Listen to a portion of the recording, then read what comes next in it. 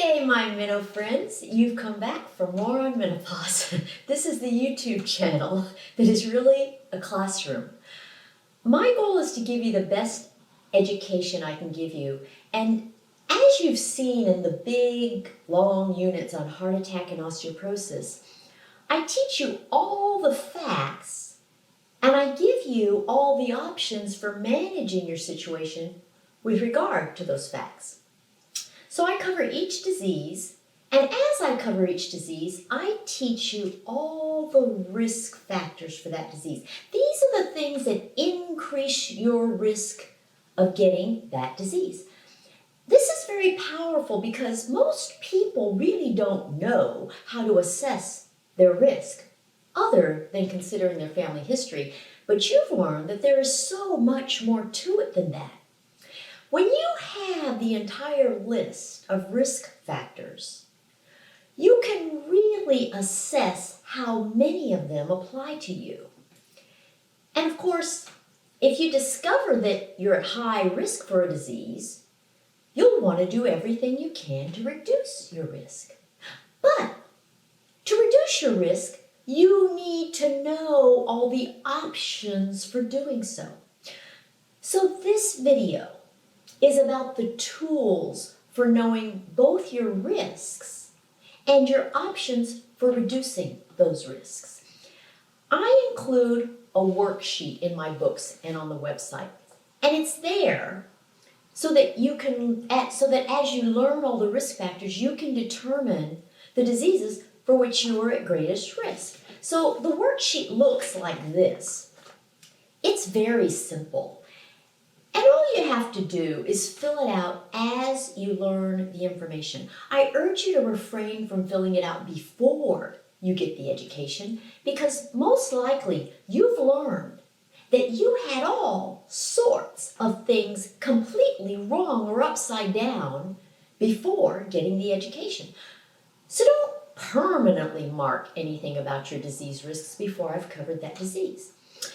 And I recommend that you make multiple copies of your worksheet because, believe me, since you are not a robot, your situation can and probably will change. And if and when it does, you can create another worksheet to reflect those changes. Now, so far we have covered heart attack and osteoporosis. And now you know a lot more about your level of risk for each of those. Well, the next step is to know what you can do to lower your risks, right? And as I cover each disease, I give you at least one entire video on each category of options for reducing your risk for that particular disease. Some of those management options come up again and again. Others are unique for one specific disease. But no matter what your situation, you likely have or will have the desire to do whatever you can to lower your risk for at least more than one of those diseases. And that can get kind of confusing. Some management options overlap for reducing your risk for more than one disease. You saw that with these two units that I've covered already, heart attack and osteoporosis. You saw that exercise decreases your risk for both heart attack and osteoporosis. The key is to know what kind of exercise suffices for each. Other management options cancel the reduced risk for one disease and cause an increased risk for another. You saw that with regard to that one glass of red wine being good for your heart, but bad for your bones. Well, when I was developing this education for you, I realized that it could get somewhat confusing for you to keep everything straight. So I developed a little gadget to help you. Here it is. This is a nifty slide chart. So you can use this nifty slide chart to see your options in a jiffy. See, this enables you to designate the diseases for which you are at risk and instantly see all the management options that will serve to decrease your risks for those diseases. So I'll demonstrate how this can reveal your management options for 3 different situations with regard to the 2 diseases we've addressed thus far. First, I'll use it to reveal the management options for a high risk of heart attack only. Second, I'll use it to reveal the management options for a high risk of osteoporosis only. And third, I'll use it to reveal the management options for a high risk of both heart attack and osteoporosis. And you'll see that the management options differ significantly for the three scenarios. Okay, so here's how you use this nifty little gadget. If you look at this front side of the chart, it looks like this. You turn it longitudinally or horizontally like this, and what you see is the numbers 1 through 6 in black circles across the top here, 1 through 6. These 6 numbers represent the 6 diseases that are addressed on this slide chart. They are heart attack, which is number 1, osteoporosis, which is number 2, breast cancer, which is number 3, uterine cancer, which is number 4, ovarian cancer, which is number 5, and Alzheimer's disease, which is number 6. And I'll be covering all of these in great depth, but so far, I've only presented heart attack and osteoporosis. So let's address just those 2 diseases and see what we get. So what you do with this is you turn the device vertically and you look at the question associated with the number 1 in the round circle. And it asks, are you at risk for a heart attack? And you see that there are only 2 options for answers, yes or no. Well, since we're trying to reveal the management options for heart attack only, we're going to answer yes. Okay, so if you take your finger and trace it to the yes, it brings you to the very next question, which is the question about osteoporosis. And it's a question that asks you, are you at risk for osteoporosis? Yes or no? Well, since our first scenario here is to discover the management options for a high risk of heart attack only, we're going to answer no for osteoporosis. So you take your finger and you trace it to the no answer, which is right there. And that brings you to the third question, which is about breast cancer. And again, it says, are you at risk for breast cancer? Well, we're going to answer that with a no also. And we're going to do the very same thing for uterine cancer, ovarian cancer, and Alzheimer's disease. We're going to answer no for all of them. So what we're going to do is take our finger and trace it down here. This question, are you at risk for uterine cancer? We're going to say no. Are you at risk for ovarian cancer? We're going to say no. Alzheimer's disease, are you at risk for Alzheimer's disease? We're going to say no. What you've done is isolate the management options for a high risk of heart attack only, because the only question you answered with yes was, are you at risk for a heart attack? Now notice that now down here next to your last answer of no, there's a little number next to the answer, and it happens to be number 32. There it is right there, number 32. So this is where the slide chart feature comes in. And what you do is notice that there's an arrow here, this black arrow. Well, that black arrow is lined up with number 18. Well, we didn't end up with number 18 as our last number. We ended up with number 32, way down here. So what we do then is you slowly slide this inner piece of cardboard out toward the yellow banner here, and you see that black arrow moving, and you want to move it all the way down to number 32. And when you get the arrow right next to number 32, you're at the right spot. And now that you've aligned the arrow next to your last answer of no, you flip the slide chart to the other side. Keep it horizontally. And again, voila, there you have 5 black circles.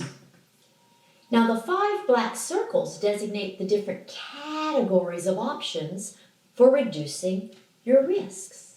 There is diet and lifestyle, vitamins and minerals, botanicals and herbs, hormonal medications, and non-hormonal medications.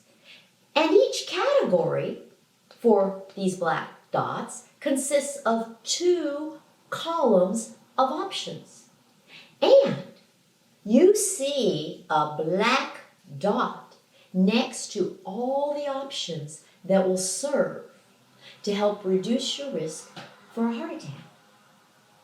Now, all told here, there are 48 different management options to help you lower your risk for a heart attack. And you get to pick and choose the ones that will work best for you. You see, it's nifty in a jiffy. You have all these different options and you can decide what to do. Now let's do the same thing with osteoporosis as our only disease of concern. So, slide the inner piece of the cardboard back inside and flip it back to side 1. Turn it vertically, and for question number 1, are you at risk for a heart attack? Well, we're going to answer no because we're trying to reveal the management options for osteoporosis only, right? So, we're going to answer that with a no. And that brings you to the next disease, which is osteoporosis. Now, since this scenario is to discover the management options for osteoporosis only, we're going to answer the second question, are you at risk for osteoporosis, with a yes. So you take your finger and follow it down to the yes answer. And that brings you to the next disease, which is breast cancer. And you're going to answer that with a no because we're isolating osteoporosis. And we're going to do the very same thing, answer no, to the last 3 questions on the chart. Uterine cancer, ovarian cancer, and Alzheimer's disease. So, are you at risk for uterine cancer? No. Are you at risk for ovarian cancer? No. Are you at risk for Alzheimer's disease? No. Now, what you've done then is isolate the management options for a high risk of osteoporosis only. And this time, the number next to your last answer of no is number 48. You see the 48 there? So, you then, again, take this middle panel, slide it out until the black arrow lines up next to the 48. That's our number, 48 this time. And then you're ready to flip the chart over to the other side. And voila, here again, you have your 5 black circles. And once again, you see a black dot next to all the options that will serve to help reduce your risk for osteoporosis. And this time, there are 63 options. But they are not all the same ones as you had for reducing your risk of heart attack. Some are the same as those for reducing your risk of heart attack. Others are different. You see, nifty in a jiffy. All right, now we're ready to see the options for a high risk of both heart attack and osteoporosis. So again, we first slide the inner piece of cardboard back inside. We turn it to the right, to the first side of the slide chart and turn it vertically. Okay, for question number 1, are you at risk for heart attack? We're going to answer yes. And then that brings us to the next question, osteoporosis. Are you at risk for osteoporosis? We're going to answer that with a yes also. And that brings us to the third question. Are you at risk for breast cancer? Well, since we're isolating the management options for just heart attack and osteoporosis, we'll answer all the other questions with a no. So, are you at risk for breast cancer? No. Are you at risk for uterine cancer? No. Are you at risk for ovarian cancer? No. Are you at risk for Alzheimer's disease? No. Well, this time, the number next to the last answer is number 16 right there. Now, this time you have to slide the inner cardboard in the opposite direction because you can already see that the very first number next to the arrow is 18. We need to go lower than 18. So, slowly slide the inner piece of cardboard away from the yellow banner until you see the arrow next to 16. We just slid it a little tiny bit because it was lined up with 18. We only had to get to 16. And then you flip the chart again, and there you have your 5 black circles. And again, you see black dots next to all the different management options that will help reduce your risk for both heart attack and osteoporosis. And this time, there are 74 options. This means that some of the options will serve to lower your risk for heart attack only. Others will serve to lower your risk for osteoporosis only. And some will suffice for both. And there are even some that were erased if they were beneficial for one disease but detrimental for the other, like red wine. But this enables you to quickly and easily see all your options and decide which ones are best for you. You get to pick which ones you want to utilize. You can pick different categories or just different options. What's so great about this little gadget is that as your situation changes over time and your yes and no answers change, you can quickly and easily see your best options. Now, you can buy this slide chart from my website, which is menopausetailor.me. And if you're wondering if I sat down and figured out all 64 scenarios for every combination of disease risks, the answer is yes. I'm that nerdy. I thought it was kind of fun, which makes me even more nerdy. And even saying nifty in a jiffy is nerdy. One of these days, I'll create an app that does this very same kind of thing. Now, understand that this slide chart does not give you the details or limitations of any option. They are not all equivalent in what they can accomplish. You saw that very clearly in the osteoporosis videos. So you should not use this slide chart instead of getting this entire education. You should use it alongside the education. And in addition to these YouTube videos, I've created different resources so that no matter what your timeline, your budget, or your learning style, you can get this education.